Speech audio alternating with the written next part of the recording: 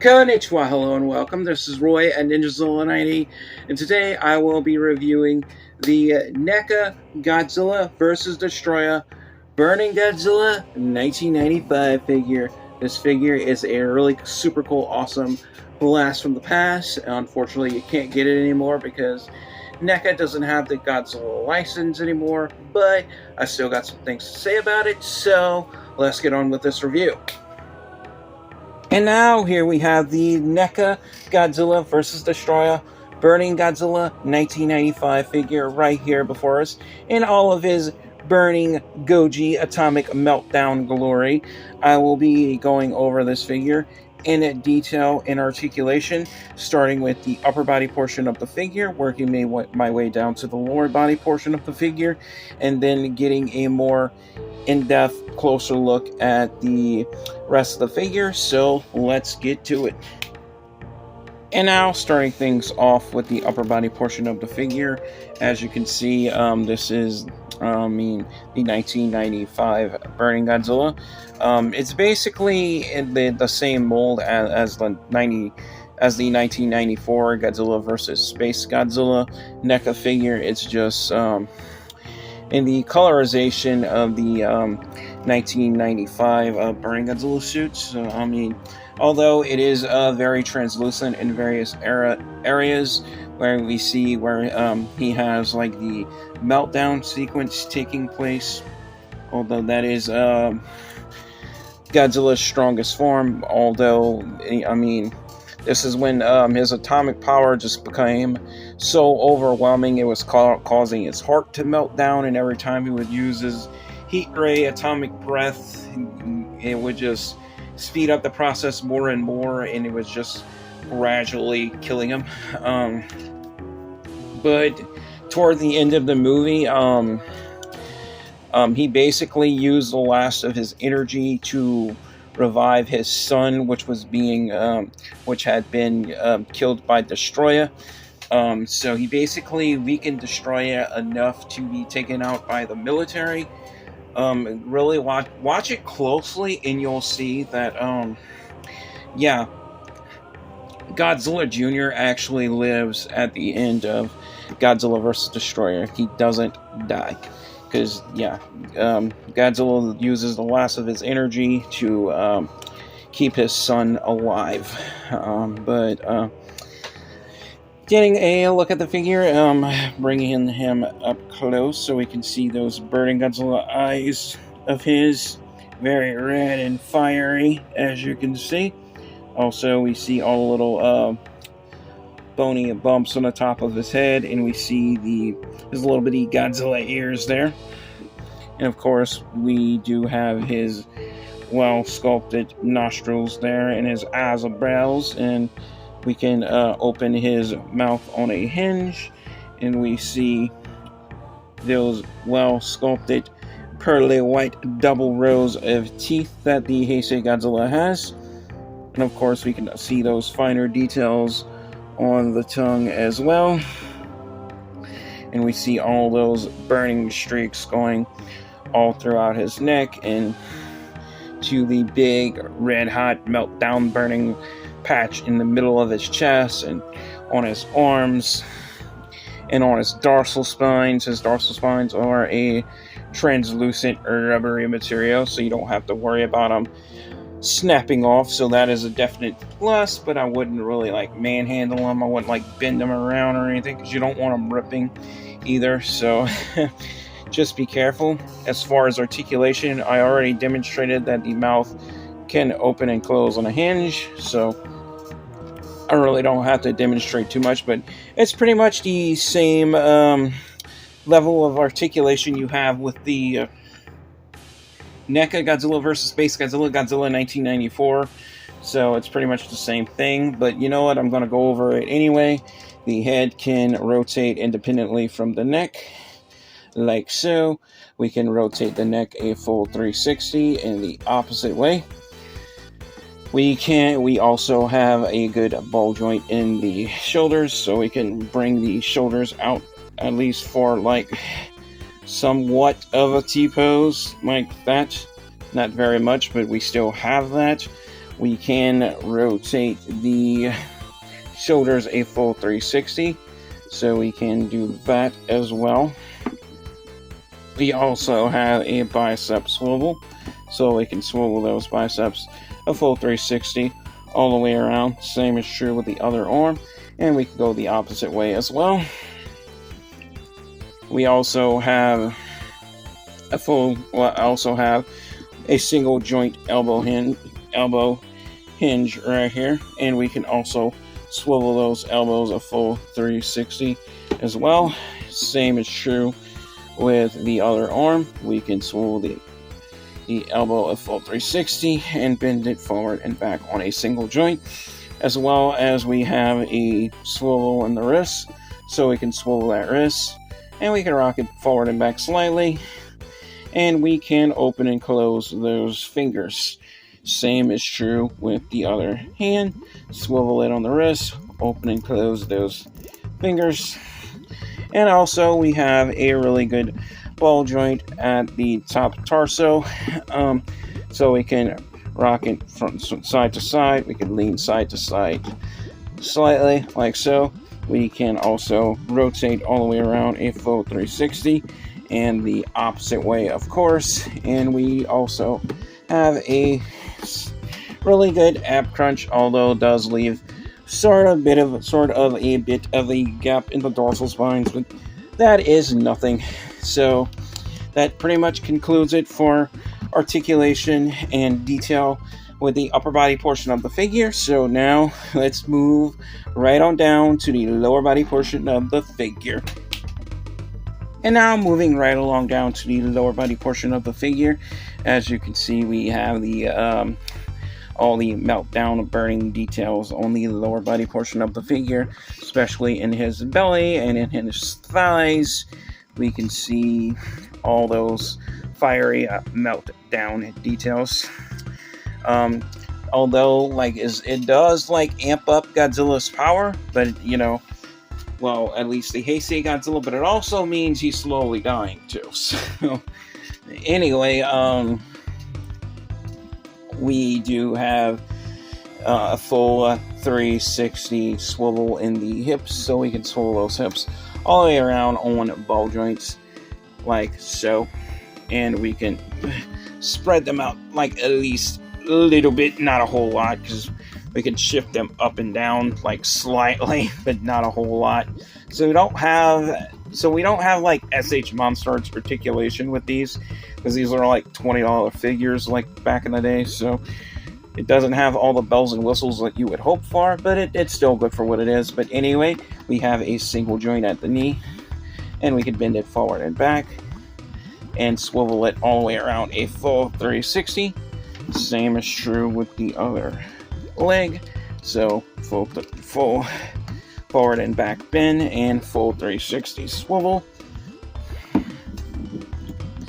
And we also have sort of a swivel pivot in the ankles as well, so you can swivel the feet all the way around a full 360 and sort of slightly point them forward and back, not a whole lot.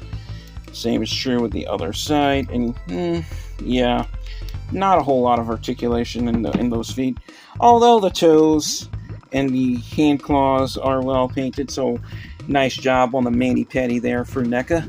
And also we do have the detail and articulation in the tail, and also we do have some good detail in the lower dorsal spine. So getting a look at the tail, so we have 1, 2, 3, 4 articulation segments in the tail.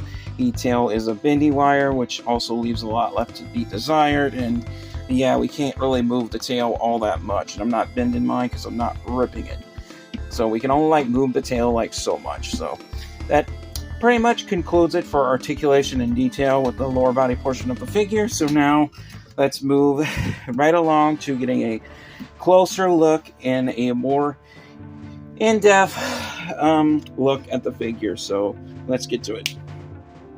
And now getting a more in-depth, closer look at the figure before I wrap things up with my final verdict. giving you guys a full 360 view of what this figure looks like. Now, of course, there was like I think like an atomic like I think it was like an atomic like nuclear glow or something version of this figure that was like a Loot Crate exclusive. It's like really rare that glows in the dark. That one I obviously don't have, and I'm not gonna go out of my way to seek out. I'm happy with this one, although this was the blister pack version. I don't have the reissue that came with the box, unfortunately, but I do have the original release, and I'm happy with it. I got this off of NECA's official eBay store, so NECA does have an official eBay store if you want to get official NECA figures. But obviously you won't find Godzilla on there anymore, so that's unfortunate. I mean, you might find these from third-party sellers, but you're going to pay a significant markup. Or you might be at risk of getting bootlegs, because I got duped by bootlegs when I first started collecting NECA Godzilla, and I didn't know. So definitely when you start collecting action figures, do your research, especially when it comes to NECA stuff, because there is a YouTube channel, especially that's dedicated to action figures and especially NECA figures in general.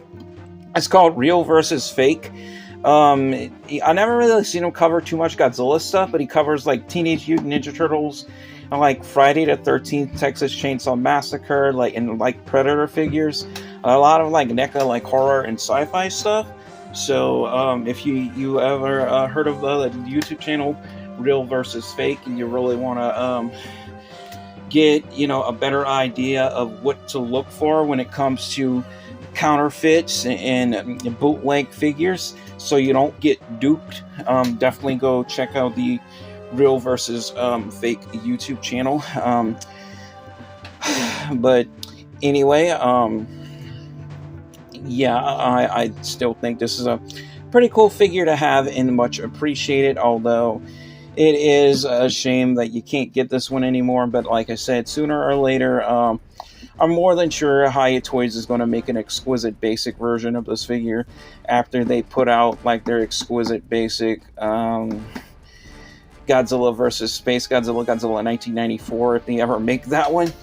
But I know like there's the 70th anniversary SH Monster Arts version of this one coming out pretty soon. I may or may not get that one. I might, just because I have the 70th anniversary Godzilla 1954, the colorized version. So I might just get that one just to have both 70th anniversary Tamashii Nation. 70th anniversary Godzilla Tamashii Nation stands, and actually just have both 70th anniversary figures. So that way I can at least have both of them. But anyway, that pretty much concludes it for this review. It is now time for me to get into my final verdict and giving this figure a final score based on detail, articulation, and playability. So let's get to it. And now for my final verdict on the NECA Godzilla vs. Destoroyah Burning Godzilla 1995 figure here. If I have to give this figure a final score based on detail, articulation, and playability, I have to give him a drum roll, please. A very well-deserved, very fair, but not the best score I can give him. 4.5 stars, a little bit higher than the NECA 1994 figure. Why? Although, like I said, detail-wise, it's not the most movie accurate, but it's still good for what it is. I still like it. I still like how it has like the very translucent dorsal spines, and it's very translucent, especially if you hold it up to the light. You can see how my light is reflecting through all the little burning patches on them, looking really nice. But my only, like I said, my only nitpick with this one, and I said this and I pointed this out on in my review for the NECA Godzilla vs. Space Godzilla 1994 figure, since this is basically the same mold, is the tail. Especially if they would have reissued these, they could have just made these with fully segmented tails. Like, come on. Like, seriously, a bendy wire that comes off like nothing. Although this one does stay on a lot better than the reissue 1994 figure. So that is a definite plus. So I mean, playability with this figure is good, but like I said, the tail pops off easily. Well, at least the tail tip. I mean, it's made to be removable, but I think they could have at least gave you like fully segmented tails like the later figures. But it is what it is. But above all, like I said, I don't recommend going for these, especially if it's going to cost you like aftermarket prices. Like if you're looking for these and you're trying to get it within like the $20 range, although I don't recommend buying bootlegs, but you'd just be better off just getting a bootleg by that point. Other than that, I would just either wait it out for like Hiya Toys to make one, or I would just go straight for the new SH Monster Arts 70th anniversary Godzilla vs. Destoroyah Burning Godzilla figure. So that's what I would definitely do. Although that one is a pretty hefty price tag when compared to this one. I mean, this figure, like in general, for the original retail price, costs pennies on a dollar compared to what you're going to pay for the SH Monster Arts version. So, yeah, that's kind of like comparing apples to oranges here. Anyway, guys, I hope you all enjoyed this review. I will definitely be putting out more figure reviews. I am trying my best to get content back on this channel, but anyway, guys, as always, your attention span and engagement is much appreciated. Thank you guys all so much for watching. If you made it to this point in the video, that helps out this channel a lot. And if you want to help out this channel even more, like and subscribe if you haven't already. And as always, love you all. Stay safe. Take care. God bless. Stay positive. Stay powered up. And peace out.